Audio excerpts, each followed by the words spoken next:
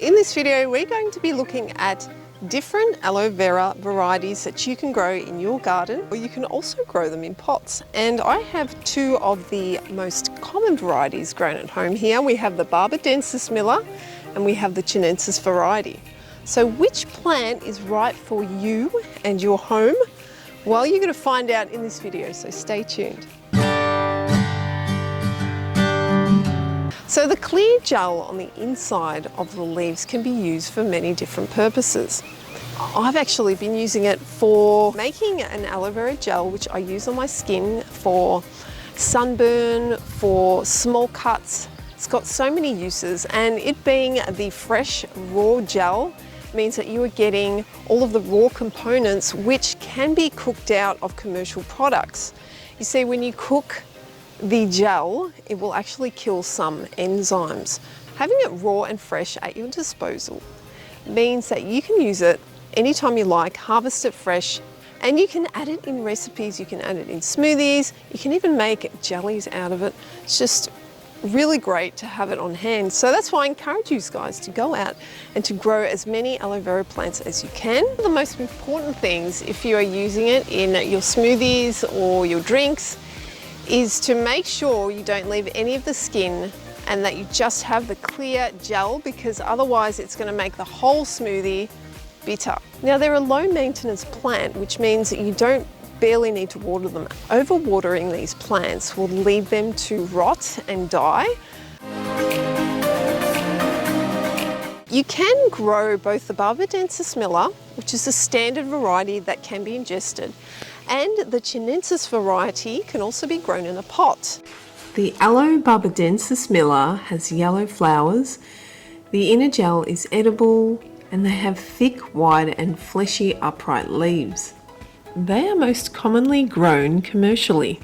The Aloe Chinensis has orange flowers. Their mature leaves have some spots on them. They are great for growing indoors due to their smaller size. They're not considered edible, although this may be a misconception. They are a little more fragile than the other varieties when grown outside, so make sure to take good care of them. Is a Chinensis variety of aloe, which I've kept in this pot, and I've made up my own cactus soil just to make sure that it's doesn't retain any moisture. Indoors they grow quite well, especially since they are not going to get burnt by the sunlight, which is another problem that I've found with aloe plants. So keeping it close to a window indoors will give the aloe sufficient light without burning the leaves.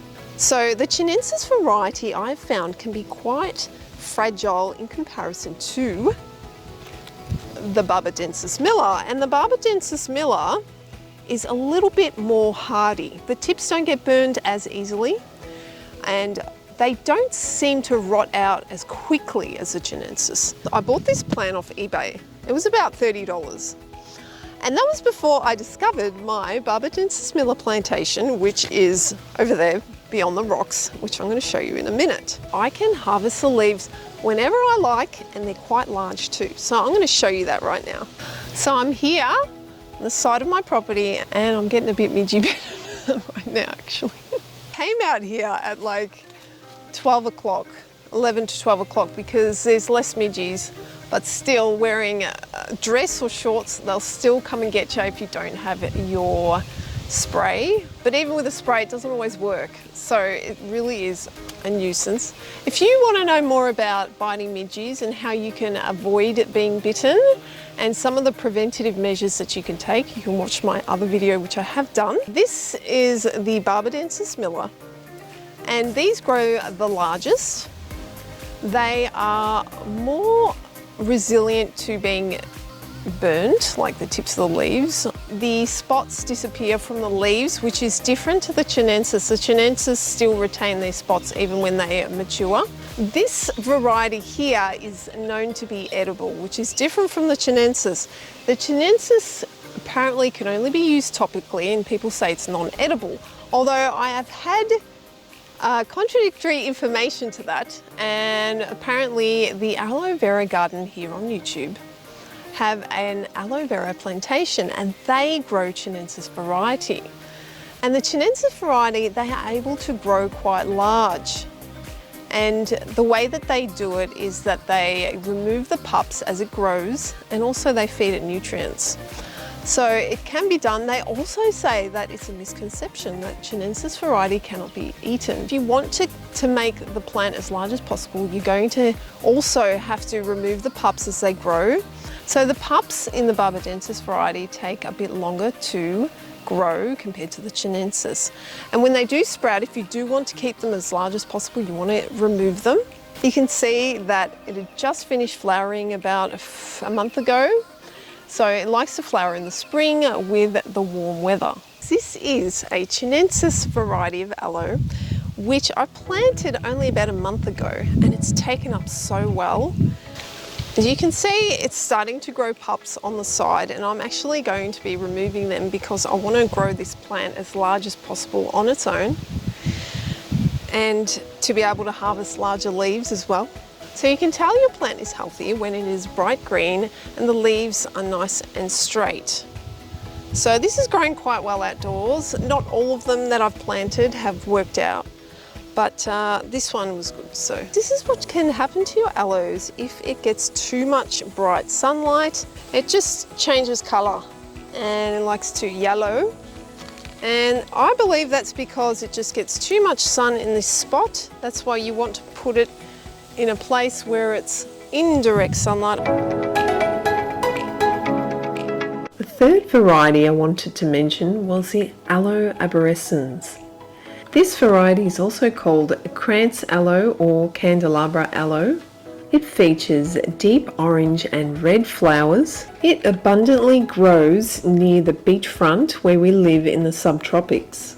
It contains a greater concentration of compounds, so therefore ideally used as a medicinal plant.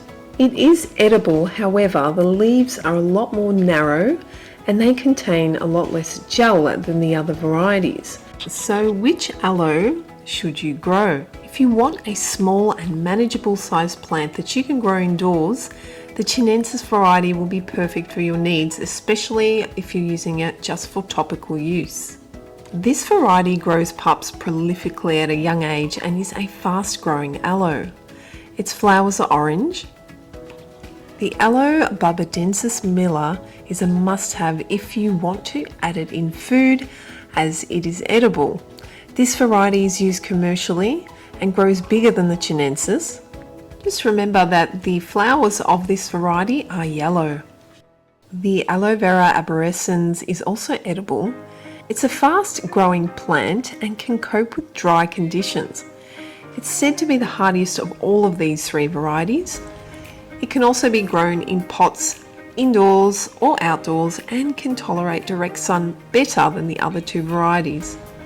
The flowers of this variety are a stunning deep red orange colour. I've done a lot of videos on aloe vera and aloe vera benefits, especially when you use it raw. If you want to see those videos, then check it out.